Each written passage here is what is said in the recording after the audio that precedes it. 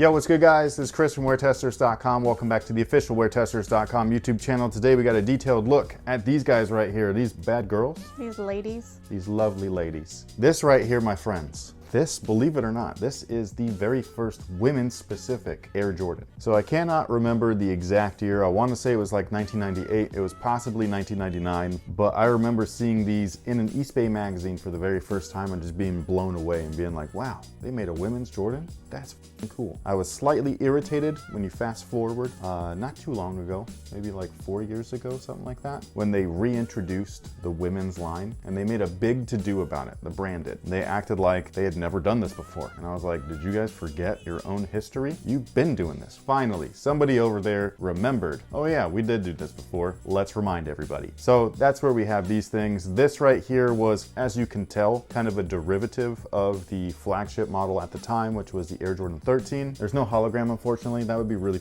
cool. However, this guy at the time was spec for spec the same as the Air Jordan 13. You had a carbon fiber shank plate. You have a full-on leather build that was beautiful, soft and buttery. It had the dimples in there. You had some lightweight mesh just to reduce some weight and everything because it was a heavier shoe. It had heel air and forefoot zoom air. Unfortunately, they were so close. They were so close. When I got these in hand, like I was like, man, they really killed these. I can't wait to talk about them. Then as I was inspecting them, I was like, wait a minute, what's missing here? Again, a little bit of tech. It's close. Why didn't you just put the zoom in there? I would really like to know, is that 10 cents that you saved really worth it?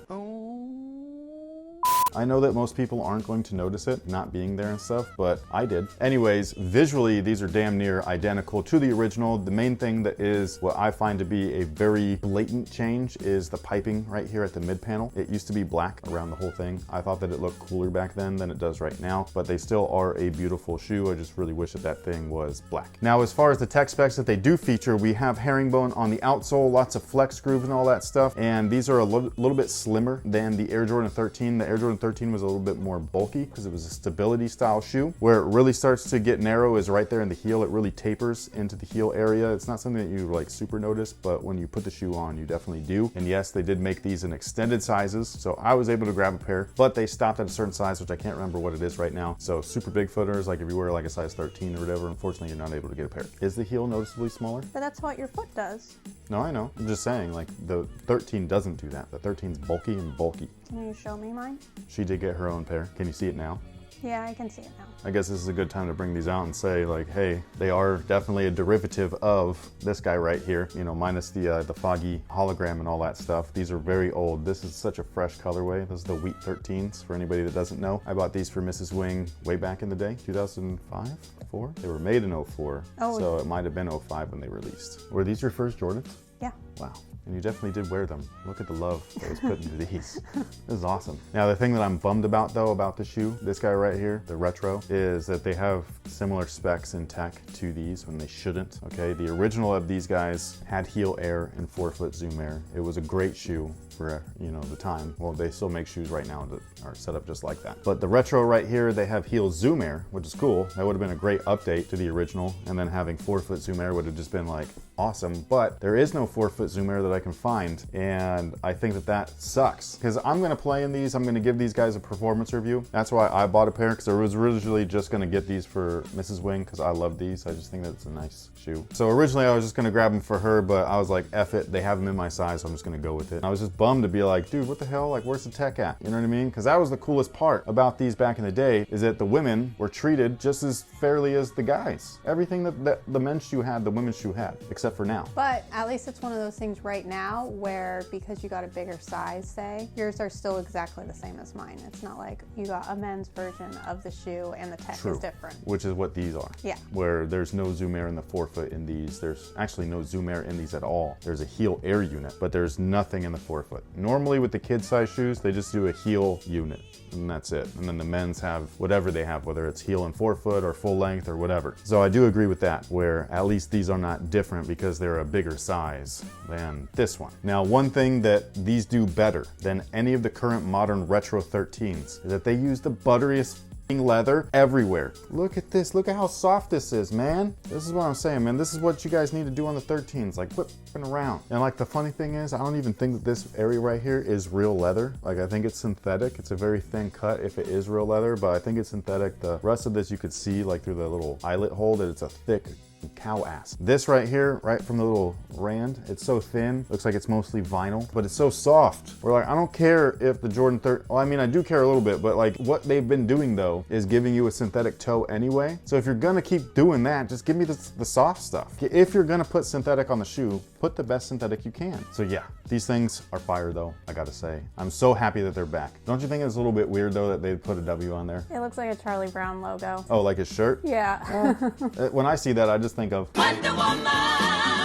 Like it's a little 2 on the nose. But this was back in the time frame when the WNBA was new. Not only was it new, but they had hoopers, dude. Cynthia Cooper, Cheryl Swoops, all of those ladies, man, they're badass hoopers, man. Swoops actually had her own shoe. They treated those ladies on the court just like the men's in the league and stuff. They weren't paid the same, but like as far as the footwear and stuff was concerned, we were getting female basketball shoes and signatures on top of that, which it was a crazy time because they don't do that nowadays, you know what I mean? This shoe wasn't assigned to anybody, by the way, for anybody curious. There was no flagship person that wore this. There were a couple of WNBA players that wore them, and the University of North Carolina, they were signed by Jordan Brand, and their female team had PEs of the shoe, which brings me to the thing, by the way, that these originally dropped in 2 colorways. This was one of them. The other one was a white and UNC colorway. Now, as far as sizing is concerned, I would go either true to size or down half a size.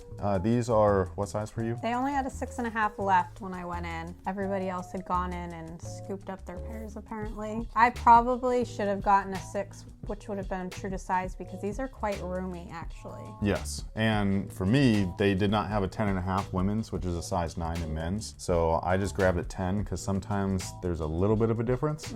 My toes are really right at the edge there and everything. Luckily, the material's so soft that it's not gonna kill me. But what do you think about these? Because did you even like the way that these look, or did you just wear them because I bought them for you? I wore them because I love you.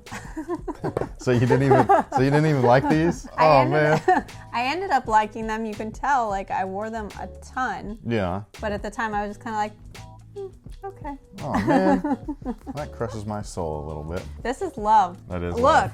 This is love. These things are pretty beat. They are. Do you like how these look more than these? They're just very different looking because I'm so used to, and I mean, how many different colorways of 13s do I see? A lot. So this is like a, Is it in a good way though? Like, do these look elegant to you, or I mean, they look like a basketball shoe. They do. So they're a little bit puffy. Especially compared to what I'm wearing right now. You're wearing Chucks. Yeah.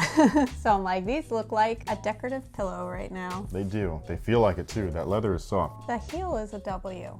Yeah, right here. It's kind of like LeBron with his crown. Oh, that looks exactly like the LeBrons though. Yeah. These did it first. I just really like this shoe, man. I'm so glad that they put these back out. It's about time to me. When they re-released the women's line, I was like, you guys are so forgetting your own history. I was so annoyed by it. I just think it's interesting because we have the Discord community, and so I see the guys chatting in there. Have you seen anything about these? More in our team area. That's because we're all old people. But I'm like, all of you guys are dudes. Like, why are you so excited about a woman's shoe? Because this was the first of its kind. It really was. And on top of that, it's a good design. Like one of my favorite women's shoes, basketball shoes ever, like I would totally f with these, man, is the Swoops. Those are mad fresh, man. Like those are super dope. You like these? No. No. Oh.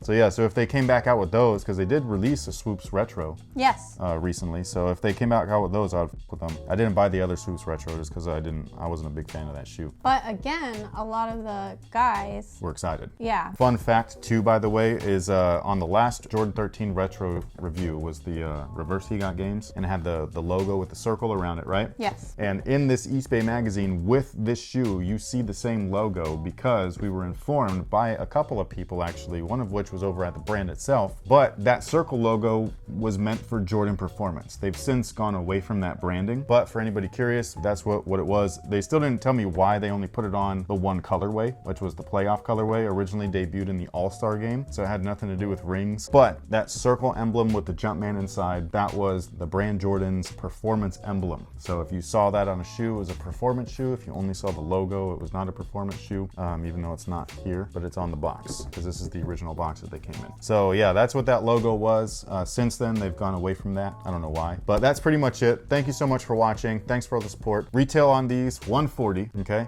Materials, awesome. Tech specs, not. Fit, true to size, or down half a size if you want a snug fit. Performance, we'll find out. Let us know who bought these, because these sold out on sneakers. Right. And then they were selling through quickly in the store, because we got to the mall well, crap, I don't remember what time it was, but it was like towards the later afternoon. Yeah. Her size was gone, my other size was gone. People were grabbing these, and I'm pretty sure they were men. Yeah, who stole my size 6? Around here, I am surprised. A lot of people try to make fun of me for having like a size 9 or whatever, but like I see so many guys that are my like height, and even some that are taller that wear grade school shoes. Yeah. And I don't make fun of them, but I'm just like, why is size 9 like a bad thing? You know what I mean? Like everybody comes in different shapes and sizes. It's true. But that takes care of it for these guys. I'm so glad that they're back. Just wish that they were back properly. But it was pretty damn close. This is a damn near perfect retro. 2 things: Zoom, black piping, and you would have had a hit. And if anybody else had gone and made a review on this, they wouldn't have noticed those things probably. But we have you. Thank you so much for watching. Thanks for all the support. And until next time, guys, have a good one.